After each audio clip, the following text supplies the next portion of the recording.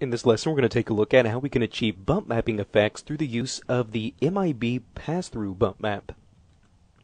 So here's our piece of bread geometry that we are going to start with. So you can see right now we have no bump mapping effects that have been applied to this. So let's take a look at our Lambert shader. Now if you've already had a chance to go through the lesson dealing with the MIB bump map, you'll see that the MIB pass-through bump is actually very similar. So we start with the MIB pass-through, and now we first have to connect the U and V to a bump basis node. So let's take a look inside the Mental Ray tab, and we'll connect up the bump basis to the U and the V. So we'll connect U to U and V to V. Alright, now back in the pass-through node we also need to make sure that we connect some kind of a texture coordinate. So this will require a MIB texture vector node. So let's scroll down, connect the texture vector, and there we go.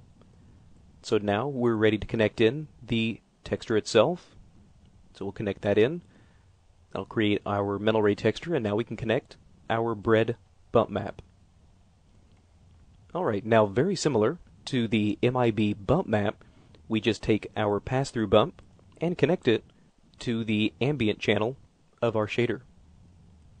You can now start to see the bumping effect starting to take place. And again, you can now start to see the very subtle bumping effects that are beginning to happen.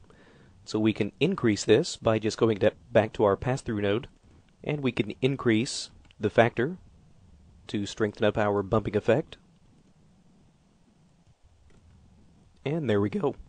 Now, just like all of the other Mental Ray bump nodes, you'll notice that if we wanted to reverse the bumping effect to start to push some of these areas down that are currently raised up, we can save this for comparison.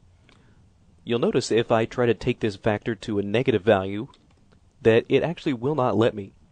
Now we can override this by making an expression that will force this factor into a negative value.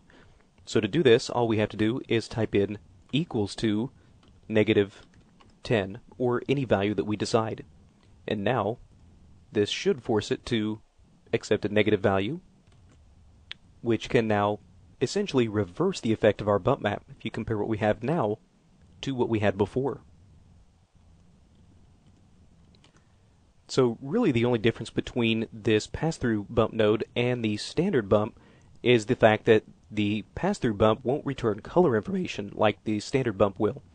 So you can see that if I were to take this pass-through bump, disconnect it from my Lambert, and if I were to attempt to reconnect this into the diffuse channel, you'll notice that we get no color information returned back to us, unlike the standard bump.